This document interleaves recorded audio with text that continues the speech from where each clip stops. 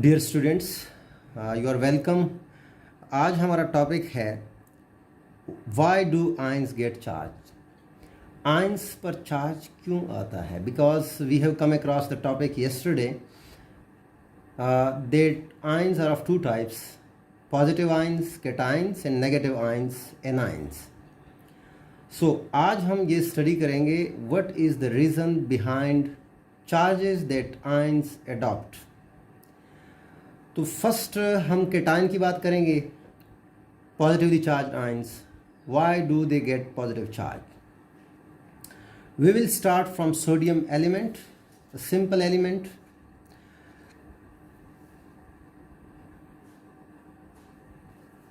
Sodium. Atomic number of sodium is 11, which means sodium atom has 11 electrons and 11 protons. Electrons carry negative charge, protons carry positive charge, neutrons carry no charge. Neutrons पर कोई charge नहीं होता, charge is only on electrons and protons. अगर 11 electrons है sodium atom के पास, तो इसका मतलब है कि sodium atom carries -11 charge. The magnitude of negative charge is 11 for sodium. 11 proton है सोडियम के पास, इसका मतलब है कि सोडियम के पास जो नेट पॉजिटिव चार्ज है that is 11। 11 plus charge is present with sodium atom in its nucleus because protons live inside the nucleus. Overall charge on sodium atom is 0. We can also say that sodium is electrically neutral. Sodium electrically neutral है, it carries no charge, 0 charge. -11 means 11 electrons are there with sodium, plus 11 means there are 11 protons with sodium. The sum of the two is 0. Neutron पर charge है नहीं, तो इसलिए while studying the electrical properties of sodium we neglect neutrons. Neutrons को हम हिसाब में लाते भी नहीं है। क्यों? Because neutrons are neutral, they carry no charge.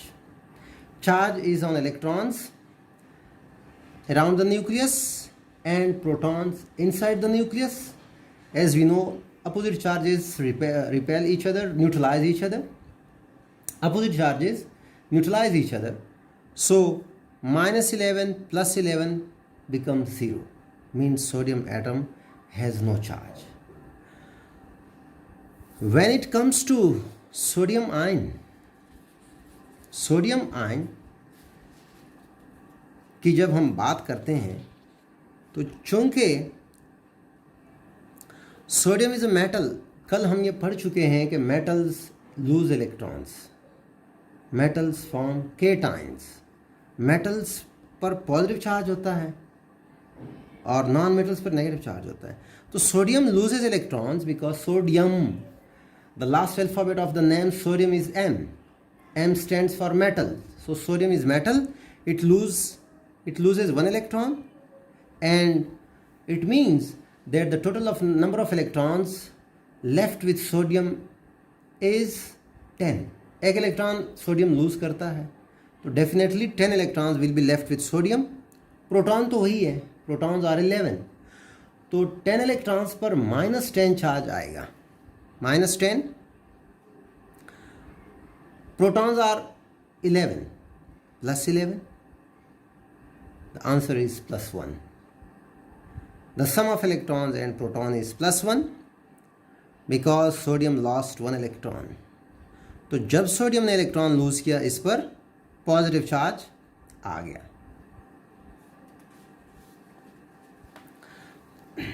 This is why sodium ion Na+ gains or adopts +1 charge. Always put the charge on the right side of the number. Keep it in mind. काफ़ी books में काफ़ी writers, काफ़ी teachers जो है charge को left side पे डालते हैं। No, charge is always put on the right side of the number. Unlike mathematical manipulations, mathematical expressions, mathematics में हमने देखा है, देखे एक्स इनवर्स हम लिखते हैं तो माइनस लेफ्ट साइड पे डाला जाता है। तो केमिस्ट्री में जितने भी आयंस हैं उनका जो चार्ज होता है वो नंबर के राइट साइड पे हम पुट करते हैं, अनलाइक मैथमेटिकल रिप्रेजेंटेशंस। मैथमेटिक्स में लेफ्ट पे डाला जाता है। तो एक ये भी पॉइंट जहन में रखें, this is very important. So sodium gets plus charge because it lost one electron, and the total number of electrons left with sodium is 1 unit less than the number of protons it carries or it has inside its nucleus. So this is why sodium adopts plus charge, plus 1. Now we switch towards anions. Why anions gets negative charge? हमारे पास बहुत well known example है oxygen. Oxygen atom is neutral electrically क्योंकि इसके पास 8 electrons हैं और 8 protons हैं। तो 8 electrons means -8 charge और 8 प्रोटॉन्स मीन्स +8 चार्ज। तो -8 + 8 is 0 means oxygen is electrically neutral, it has no charge when it is atom. जब हम ऑक्सीजन आयन की बात करेंगे, चूंकि ऑक्सीजन इज नॉन मेटल, इसके नाम के आखिर में एम नहीं आ रहा, so this is non metal. तो नॉन मेटल वो एलिमेंट्स हैं जो इलेक्ट्रॉन्स एक्सेप्ट करते हैं, they never lose electrons. We would come across this topic in the coming 3rd chapter, that why non-metals accept electrons and metals lose electrons. Why do they do so? ये क्यों इस तरह करते हैं? तो oxygen is non metal, it must accept electrons. कितने electron accept करता है? 2। वैसे इसके पास कितने इलेक्ट्रॉन्स हैं? 8 इलेक्ट्रॉन्स हैं और प्रोटॉन्स भी 8 हैं, ठीक। सो when it accepts 2 electrons, the number of electrons become 10 electrons आ जाते हैं और 8 प्रोटॉन तो वही रहते हैं। So the net charge is -2। This is why oxygen gets -2 charge. ये हुआ क्यों? Because when oxygen gains 2 electrons, the number of electrons increase 2 units compared to number of protons. This is why it adopts -2 charge. Next topic हमारा है molecular ion. ये भी ions हैं but they are molecular, not atomic. एक वो ions होते हैं जो सिंपल एक एटम से बने होते हैं और एक वो आयन्स हैं जो ग्रुप ऑफ एटम से बने होते हैं। Yes, we have ions which are formed from molecules by losing और gaining electrons. Molecular ions are those ions which are formed by molecules when they accept or lose electrons. इनके कुछ ये properties है, ये जहन में रखिएगा। They are short lived. Molecular ions are unstable. Short lived का मतलब है they are unstable, they have very short life. Yes, they are stable at high temperature. They exist at high temperature का मतलब है they have their life, they are stable at high temperature. जब आप temperature कम करेंगे they will not exist. तो इनकी life high temperature पे possible है। दे can not form ionic compounds. देखिए ये एग्जांपल्स हैं। O2 मॉलिक्यूल है, उसके ऊपर प्लस चार्ज है +2, इसका मतलब मॉलिक्यूलर आयन है। आयन क्यों है? क्योंकि इसके ऊपर चार्ज है। मॉलिक्यूलर क्यों है? क्योंकि ये मॉलिक्यूल है। ये O2 अगेन ये मॉलिक्यूल है, इसके ऊपर माइनस चार्ज है। कभी ऑक्सीजन इलेक्ट्रॉन लूज़ करता है, कभी एक्सेप्ट करता है, ठीक। जब लूज़ करेगा तो पॉजिटिव चार्ज आएगा, जब एक्सेप्ट करेगा तो नेगेटिव चार्ज आएगा। अब यहाँ पे सवाल पैदा होता है कि अभी थोड़ी देर पहले हमने पढ़ा है कि जो नॉन मेटल्स हैं like oxygen, they can not lose electrons. तो इधर पॉजिटिव चार्ज आ गया, इसका मतलब इसने इलेक्ट्रॉन लूज़ किए हैं। 2 + 2 इलेक्ट्रॉन्स इसने लूज़ किए हैं। Yes, it is possible but not under normal conditions. ये हम जब फ्रेगमेंटेशंस करते हैं, मास स्पेक्ट्रोमेट्री पढ़ते हैं, ये हायर लेवल के टॉपिक्स हैं, उसमें हम we can get such ions, molecular ions. Similarly N2 nitrogen molecules है, एक इस केस में इसने इलेक्ट्रॉन एक्सेप्ट किया और इस केस में इसने इलेक्ट्रॉन लूज किया है, so they are molecular ions but they can not form ionic compounds. Ion से आयनिक कंपाउंड्स बनते हैं, लेकिन मॉलिक्यूलर आयंस आयनिक कंपाउंड्स नहीं बना सकते, ये जहन में रखिएगा। Free radical, as the name shows, free radical, this is radical unstable, free क्योंकि इसके पास फ्री इलेक्ट्रॉन है, अनपेयर्ड इलेक्ट्रॉन है, दिस इज वाई। ये एक एटम है जिसके पास एक अनपेयर्ड या फ्री इलेक्ट्रॉन है जो बॉन्ड में हिस्सा नहीं ले रहा और इसके ऊपर कोई चार्ज नहीं होता। हाइड्रोजन फ्री रेडिकल, ऊपर जो डॉट है ये शो कर रहा है उस अनपेयर्ड या फ्री इलेक्ट्रॉन को, जिसकी वजह से ये फ्री रेडिकल कहलाया जाता है। इसी तरह chlorine radical, we can have it, but how we can get free radical? Yes, we can have them जब हम सनलाइट को एक्सपोज करते हैं हाइड्रोजन मॉलिक्यूल को, लाइक क्लोरीन Cl2, दो क्लोरीन एटम्स बॉन्ड के जरिए जुड़े हुए हैं, ये क्लोरीन मॉलिक्यूल है Cl2। When Cl2 is expose to sunlight it will change into its corresponding free radical ClCl। Now the difference between free radical and ions. Ions, molecular ion की बात नहीं कर रहा मैं सिंपल आयंस की बात कर रहा हूँ, एटॉमिक आयंस की, जो कि मोनोएटॉमिक है खास तौर पर। Difference between ions and free radicals, then point number 1 is that free radical has odd number of electrons. Yes, free radical has odd number of electrons, क्योंकि उसके पास जो एक अनपेयर्ड इलेक्ट्रॉन है वो तो एक इलेक्ट्रॉन है, तो उस वजह से इलेक्ट्रॉन्स का जो नंबर है वो ऑड बन जाता है, जबकि आयंस में number of electron is even, not odd. Second point is that free radical has no charge while ion is charged body. So free radical is uncharged, neutral electrically, while ion is charged body, maybe negative, maybe positive. So this was all about free radical. Now we switch to another very important topic. ये topic first year तक, grade 11 तक ये point चलता जाता है और बच्चे most of the time students find this term very confusing. Representative particle, नाम से पता चलता है रिप्रेजेंटेटिव पार्टिकल, ये वो पार्टिकल्स है जो किसी कंपाउंड को, किसी एलिमेंट को रिप्रेजेंट कर रहा है डेफिनेटली। अब हम अगर देखते हैं, कोई एग्जांपल भी लेते हैं, representative particles are those particles which represent a molecule. Representative particles वो हैं जो किसी मॉलिक्यूल को, किसी सब्सटेंस को रिप्रेजेंट करते हैं, किसी एलिमेंट को या कंपाउंड को। Representative particles are the particles which represent means show, which show the elements और कंपाउंड्स।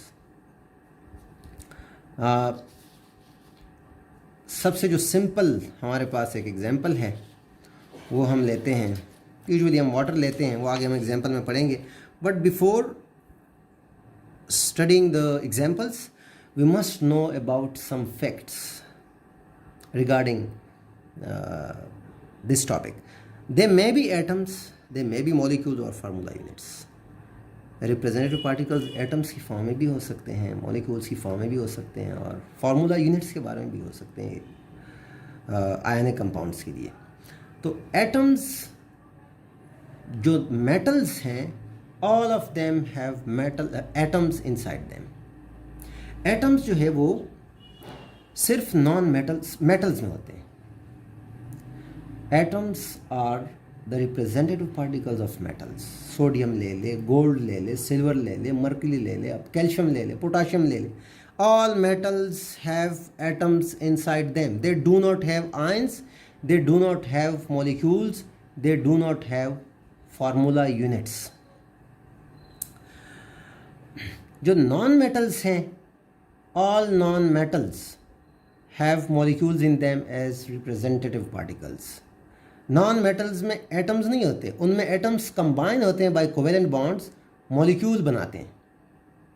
उनमें एटम्स अकेले नहीं होते, एटम्स कंबाइन होके मॉलिक्यूल्स बनाते हैं नॉन मेटल्स में। तो नॉन मेटल्स के जो रिप्रेजेंटेटिव पार्टिकल्स है they are molecules. Chlorine Cl2, hydrogen H2, nitrogen N2। Molecules usually noble gases के अलावा जितने भी मॉलिक्यूल्स हैं दे आर पॉलीएटॉमिक। ये हम पढ़ेंगे थोड़ी देर बाद, टॉपिक आ रहा है। तो रिप्रेजेंटेटिव पार्टिकल्स हम वाटर की अगर बात करते हैं, वाटर के जो है representative particles are its molecules H2O। आप एक ग्लास में वाटर ले लें, बट सिर्फ वाटर, उसमें कोई सॉल्ट कोई चीज़ ना हो, सिर्फ वाटर, तो उसके अंदर आपको H2O मॉलिक्यूल्स नज़र आएंगे, nothing else. H2O all around. ठीक, तो वाटर की जो रिप्रेजेंटेशन करता है वो उसका H2O मॉलिक्यूल है। वाटर की जो नुमाइंदगी करता है, जो ज़रात वाटर के पानी की नुमाइंदगी करते हैं, वो उसके मॉलिक्यूल्स हैं। वाटर में एटम्स नहीं होते, एटम्स कंबाइन होकर मॉलिक्यूल्स बना चुके होते हैं। So water does not, can not have atoms as representative particle of water. No, water must contain H2O molecules as its representative particles. So next हम एक और एग्जांपल लेते हैं। ये तो वाटर का हो गया। अब दूसरा है एलिमेंट हमारे पास मेटल। थोड़ी देर पहले मैंने आपको बताया कि metals always have atoms in them. Metals में जो रिप्रेजेंटेटिव पार्टिकल्स है वो उनके एटम्स हैं, जबकि ionic compounds like sodium chloride, ionic compounds के अंदर फार्मूला यूनिट्स होते हैं। Try to understand, water covalent compound है तो उसके अंदर मॉलिक्यूल्स है एज रिप्रेजेंटेटिव पार्टिकल्स, जबकि सोडियम क्लोराइड आयनिक कंपाउंड है, इसके अंदर फार्मूला यूनिट्स होते हैं as representative particles. Try to understand the difference between ionic and covalent molecules, especially simple molecular compounds like H2O, NH3 etc. कल भी मैंने थोड़ा एक इशारतन आपको बताया था कि जब मेटल कहीं पे आ जाता है तो वो आयनिक कंपाउंड कहलाया जाता है। NaCl में क्या है, सोडियम और क्लोरीन। तो सोडियम आ गया, इसका मतलब है मेटल आ गया। जब मेटल आ गया तो सोडियम क्लोराइड आयनिक बन गया। वाटर इज नॉट आयनिक। क्यों? वाटर में क्या है, हाइड्रोजन, ऑक्सीजन। एंड पे कोई एम नहीं आ रहा इन नामों के पीछे। एंड पे अगर देखा जाए ऑक्सीजन एन आ रहा है, एंड पे हाइड्रोजन एन आ रहा है, तो इसका मतलब है दोनों नॉन मेटल्स है। नॉन मेटल्स हमेशा कोवेलेंट कंपाउंड्स में होते हैं और उनके अंदर मॉलिक्यूल्स होते हैं। आयनिक कंपाउंड्स के अंदर फार्मूला यूनिट्स होते हैं। What is formula unit? ये एक एग्रीगेट है आयंस का, पॉजिटिव नेगेटिव चार्ज का एक ग्रुप होता है। Formula unit is a unit, it is a group, it is an aggregate of positive negative ions. तो जितने भी आयनिक कंपाउंड्स हैं उनके जो अंदर पार्टिकल्स होंगे, those particles are formula units, combination of ions. Na+Cl negative, ये कम्बिनेशन ऑफ आयंस है। ये आगे हम चैप्टर में पढ़ेंगे डिटेल से, आयनिक बॉन्ड में आपको क्लियर हो जाएगा। What are molecules? Molecules are an atoms और group of atoms that exist freely. Molecules free exist करते हैं। ये एक एटम भी हो सकता है, एक से ज़्यादा एटम भी हो सकते हैं। लाइक H2HE और H2O, hydrogen, helium, water, ammonia, ये एग्जाम्पल्स हैं मॉलिक्यूल्स के। अब टाइप्स ऑफ मॉलिक्यूल्स, दो किस्म के मॉलिक्यूल्स हैं हमारे पास। एक है मोनोएटॉमिक मॉलिक्यूल्स, दूसरे हैं पॉलीएटॉमिक मॉलिक्यूल्स। मोनोएटॉमिक में, मोनो का मतलब है एक, मोनोएटॉमिक एक एटम वाले, वो मॉलिक्यूल जिनके अंदर एक एटम होता है, लाइक हीलियम, नियॉन, आर्गन, ये एक एक एटम होता है और इनका एक एक एटम मॉलिक्यूल कहलाया जाता है। पॉलीएटॉमिक मॉलिक्यूल्स वो है, पॉली का मतलब मैनी, कि कई एटम्स कंबाइन होके मौजूद होते हैं मॉलिक्यूल के अंदर. Those molecules having more than one similar और डिफरेंट एटम्स. सेम भी हो सकते हैं, डिफरेंट भी हो सकते हैं. हाइड्रोजन H2 ये पॉलीएटॉमिक है क्योंकि इसके अंदर 2 एटम्स हैं. वाटर ये भी पॉलीएटॉमिक है, इसके अंदर 3 एटम्स हैं. HCl ये भी पॉलीएटॉमिक है, इसके अंदर 2 एटम्स हैं. सो molecules have 2 types depending upon the number of atoms present in them. Okay. Avogadro's number ये बड़ा इंपॉर्टेंट टॉपिक है हमारा आगे कैलकुलेशंस के लिए. एवोगैड्रोज नंबर एक नंबर है, it is constant number. Avogadro का मतलब ये एक इटालियन साइंटिस्ट था, एमिडियो एवोगैड्रो. उसने ये काम किया था, उसने इन पार्टिकल्स को डील किया था और इन पार्टिकल्स को कैलकुलेट करने में इसने बड़ा काम किया है. इसलिए नाम जो जा रहा है Avogadro, this is the credit goes to Avogadro.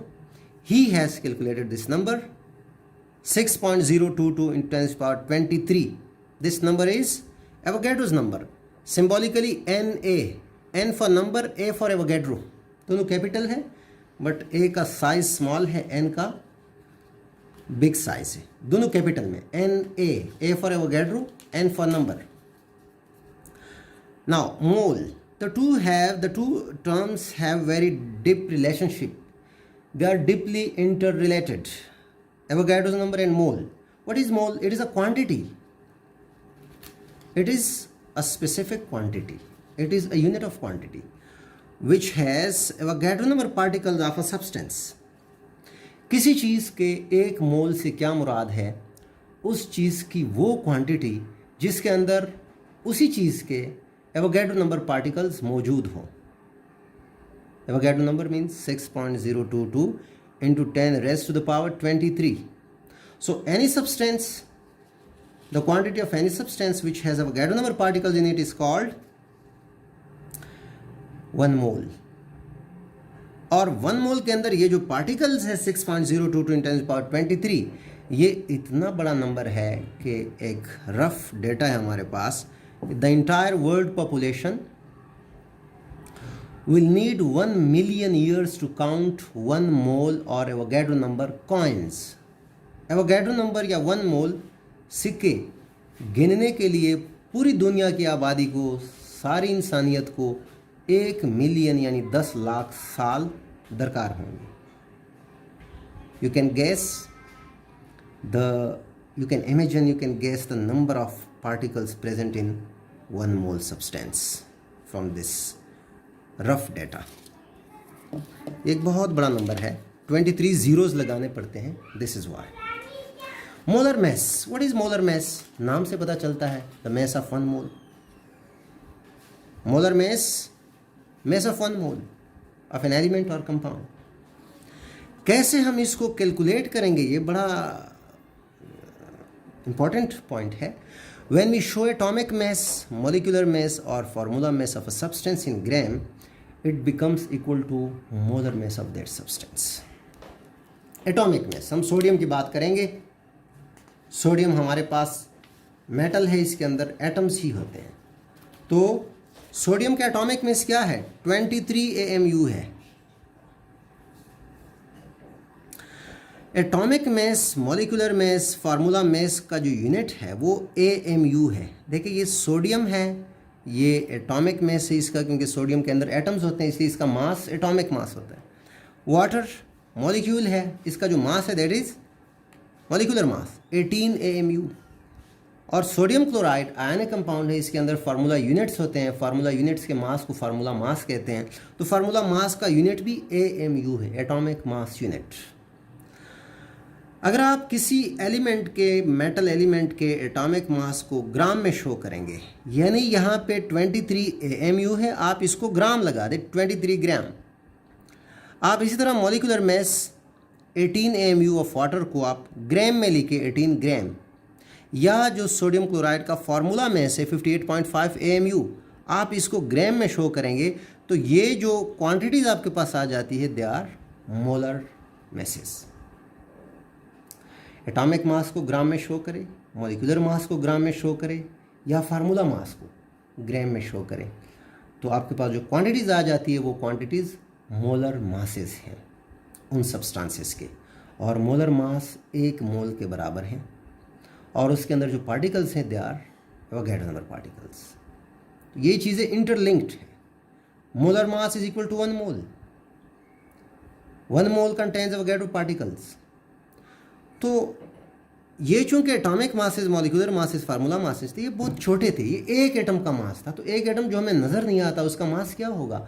How will we be able to calculate, to determine? कौन से स्केल पे हम डिटरमिन करेंगे? ये मेजरेबल नहीं है, वी कांट मेजर।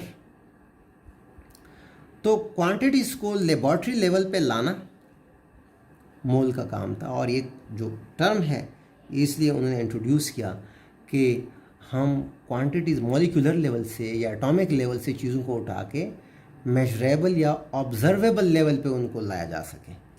तो ये क्वांटिटी अब देखें, 23 AMU तो मेजरेबल नहीं है, 23 gram, yes we can measure it with help of a balance in laboratory and we can handle it. चीज़ों को हैंडल करने की खातिर उन्होंने छोटे छोटे मासेस को बड़े मासेस, मोलर मासेस या मोल या एवोगैड्रो नंबर पार्टिकल की तरफ ले आए। This was the purpose of introduction of the concept of mole, Avogadro number particles and molar masses. एक चीज़ हमें नज़र नहीं आती तो उसको हम हैंडल कैसे करेंगे, रिएक्शंस कैसे करवाएंगे, इतने बड़े इंडस्ट्रीज कैसे हम चलाएंगे। So this all was possible after the introduction of the concept of mole, Avogadro's number. So ये है मोल के बारे में। नाउ यहाँ पे हमने जस्ट मेंशन किया gram atomic mass, gram molecular mass, gram formula mass. What is gram atomic mass? Atomic mass को ग्राम में लिखो, it's very simple. An atomic mass of an atom of metal, क्योंकि metal के अंदर atoms होते हैं, when it is shown in gram it becomes equal to gram atomic mass. Sodium का atomic mass 23 AMU है, उसको ग्राम में लिखे तो ग्राम एटॉमिक मास बन जाता है, जो इसका मोलर मास भी है, जो इसके 1 मोल के बराबर है, जिसके अंदर इसके एवोगैड्रो नंबर एटम्स मौजूद हैं, क्लोरीन भी है, इसको भी आप, इसका एटॉमिक मास 35.5 AMU है, उसको आप ग्राम में लिखे तो ये ग्राम एटॉमिक मास बन जाता है। ग्राम मॉलिक्यूलर मास, किसी मॉलिक्यूलर मास को आप ग्राम में शो करें। अब जो मॉलिक्यूलर सब्सटेंसेज है, ऐसी सब्सटेंसेज जिसके अंदर रिप्रेजेंटेटिव पार्टिकल मॉलिक्यूल्स होते हैं, ये नॉन मेटल्स के अंदर होता है, मेटल्स के अंदर मॉलिक्यूल्स नहीं हो सकते। तो वो लाइक हाइड्रोजन है, वाटर है, इनके मासेस को आप ग्राम में शो करें तो ये ग्राम मॉलिक्यूलर मास।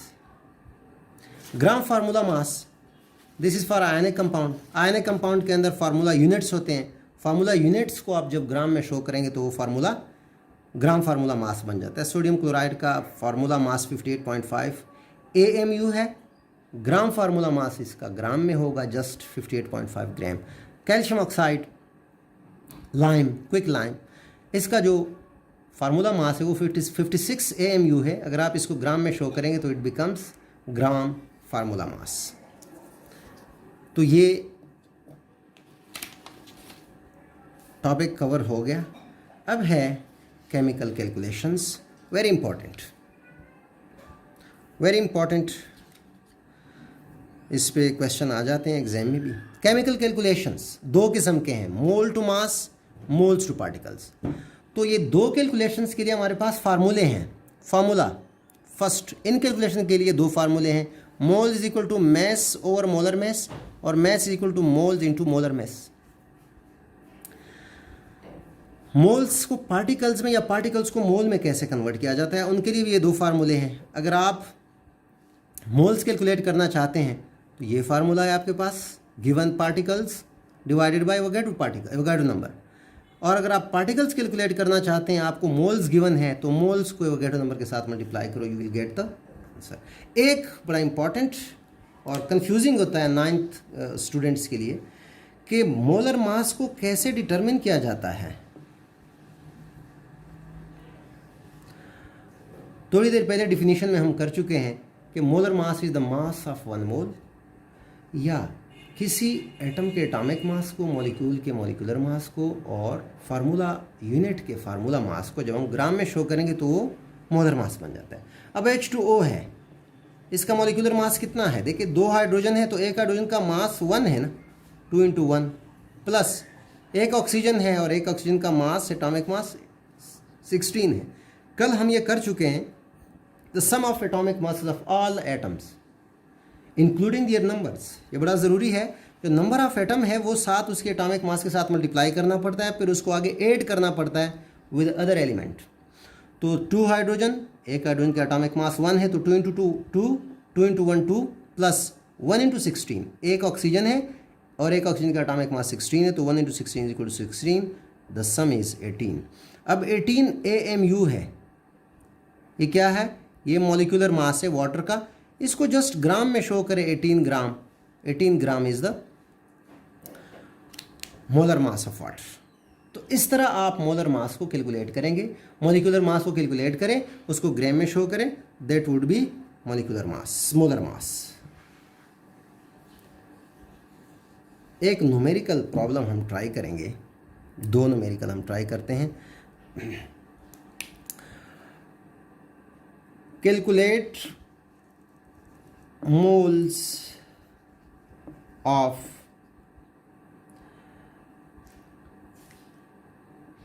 36 ग्राम या 72 ग्राम वाटर। मास आपको गिवन है, मोल्स आपसे पूछे जा रहे हैं, तो ये फार्मूला है, mole is equal to mass over molar mass.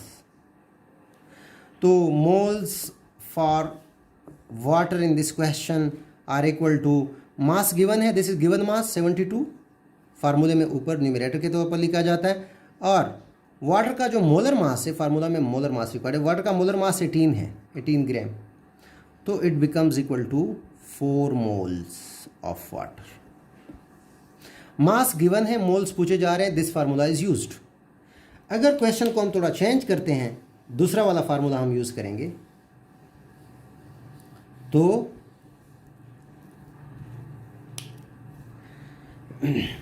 Calculate mass of 2 moles hydrogen gas. Hydrogen gas is H2. Hydrogen gas में 2 एटम्स होते हैं। तो मास पूछा जा रहा है, mass is equal to mole into molar mass. तो mass is equal to, moles कितने दिए हुए हैं? 2 मोल्स दिए हुए हैं, और मोलर मास हाइड्रोजन का कितना है? 2, 2 2 are 4, 4 moles of hydrogens are there in 4 gram. Mass पूछा जा रहा है, 4 gram are there in 2 moles of hydrogen. इस तरह अगर इस टाइप के क्वेश्चंस हैं, लाइक फॉर एग्जांपल